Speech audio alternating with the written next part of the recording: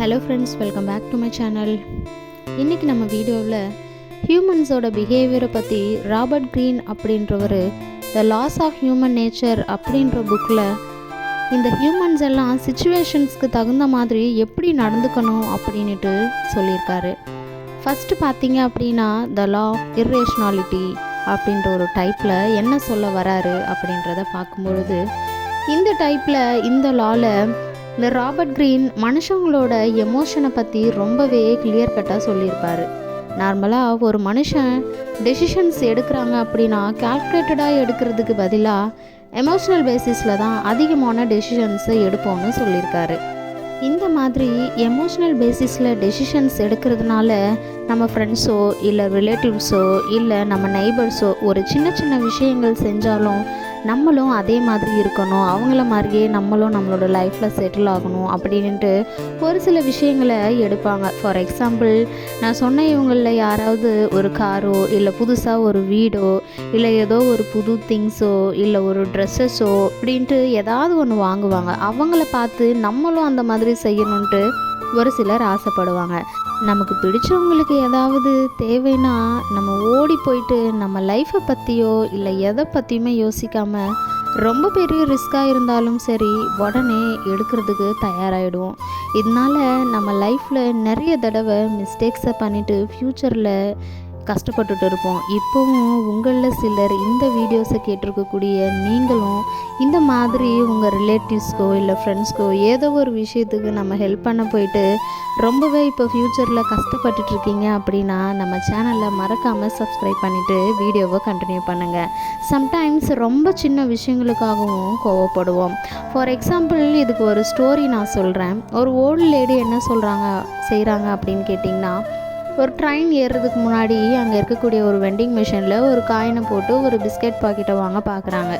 அவங்க அந்த காயினை போட்டும் அவங்களுக்கு அதிலிருந்து பிஸ்கெட்ஸ் வராததுனால அந்த வெண்டிங் மிஷினை தட்டி தட்டி இடித்து கஷ்டப்பட்டு கடைசியில் அந்த பிஸ்கெட் பாக்கெட்டை அதுலேருந்து எடுத்துடுறாங்க. இப்படி எடுத்துகிட்டு வந்த இந்த பிஸ்கெட்ஸ் பாக்கெட்டை எடுத்துகிட்டு வந்து ட்ரெயினுக்காக அவங்க வெயிட் பண்ணிகிட்ருக்கக்கூடிய அந்த சிச்சுவேஷனில் ஒரு பையன் அந்த இடத்துக்கு வரான். அந்த பையனும் அவங்க உட்காந்துட்டு இருக்கக்கூடிய அந்த சீட் பக்கத்தில் உட்காடுறான். உட்காந்துட்டு அந்த பிஸ்கெட் பாக்கெட் அவங்களோட பிஸ்கெட் பாக்கெட்டா அப்படின்றத அவங்க கான்சன்ட்ரேட் பண்ணாமல் அந்த பையனோட பிஸ்கெட் பாக்கெட்ஸை பிரித்து வச்சுருப்பான். ஸோ அதை எடுத்து சாப்பிட்டுட்ருப்பாங்க. ஒரு கட்டத்தில் இந்த பையனும் அந்த பிஸ்கெட்லேருந்து ஒரு பிஸ்கெட்டாக எடுத்து சாப்பிட ஆரம்பித்தான். இந்த பாட்டிக்கும் ஒன்றும் புரியாமல் இந்த பிஸ்கட் பாக்கெட்டை எடுத்து அவங்க மடியில் வச்சுக்கிட்டாங்க. அப்படி வச்சுட்டு இருந்தாலும் அந்த பையன் திரும்பவும் அவங்க மடியிலேருந்து பிஸ்கெட்ஸை எடுத்து சாப்பிட ஆரம்பிக்கிறான். இப்படியே லாஸ்ட் பிஸ்கெட் சாப்பிட்ற வரைக்கும் பண்ணிகிட்டு இருந்தாங்க. இந்த லேடி கோவத்தில் கத்திட்டு இருந்தபோது அந்த கடைசி பிஸ்கெட்டை எடுத்து அந்த பையனுக்கு முன்னாடி 2 பிஸ்கெட்டாக அந்த பையன் என்ன செய்கிறான், இந்த மாதிரி கோவப்படுறாங்க அப்படின்னு சொல்லிட்டு அந்த பிஸ்கெட்டை 2ஆக உடச்சி அவங்களுக்கு ஆஃபாகவும் இவன் ஒரு ஆஃப் பீஸவும் சாப்பிட்ற ஸ்டார்ட் பண்ணுறான்.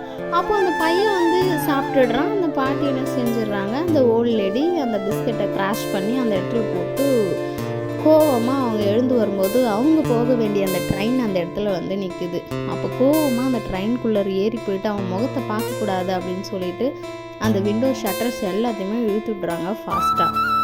ஸோ அந்த டைமில் அந்த விண்டோ பக்கமாக அவங்க பார்க்கும்பொழுது கோவத்தோடு பார்க்குறாங்க. அந்த பையனை பார்க்கும்பொழுது அந்த செதறி இருக்கக்கூடிய அந்த பிஸ்கெட் பீசஸையும் எடுத்து அவன் சாப்பிட்டுட்ருக்கான்.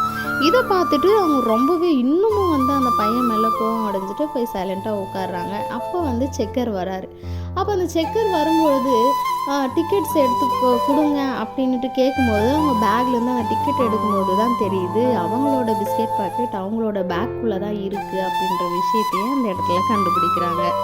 அதுக்கப்புறம் அந்த ஓல்டு லேடி அந்த விஷயத்தை நினச்சி ரொம்பவே ரியலைஸ் பண்ணுறாங்க. ஸோ இப்படி தாங்க மனுஷங்க எமோஷன்ஸால் இந்த மாதிரி தப்பான டெசிஷன்ஸ் எடுத்து அதுக்கப்புறம் வருத்தப்பட்டுட்டு இருப்பாங்க.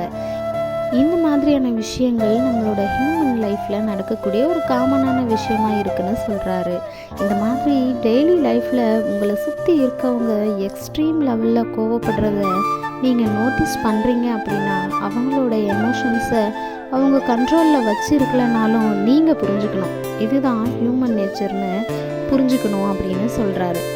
ஸோ கைஸ், இப்போ சொன்ன விஷயங்கள் மாதிரியான கேரக்டர் இருக்கக்கூடிய பர்சன்ஸ் உங்கள் லைஃப்பில் நீங்கள் மீட் பண்ணியிருந்தீங்க அப்படின்னா கண்டிப்பாக கமெண்ட் செக்ஷனில் கமெண்ட் பண்ணிவிட்டு போங்க. இந்த கண்டென்ட் உங்களுக்கு பிடிச்சிருந்தது அப்படின்னா நம்ம சேனலை ஃபாலோ பண்ணிக்கோங்க. தேங்க்யூ ஃபார் வாட்சிங்.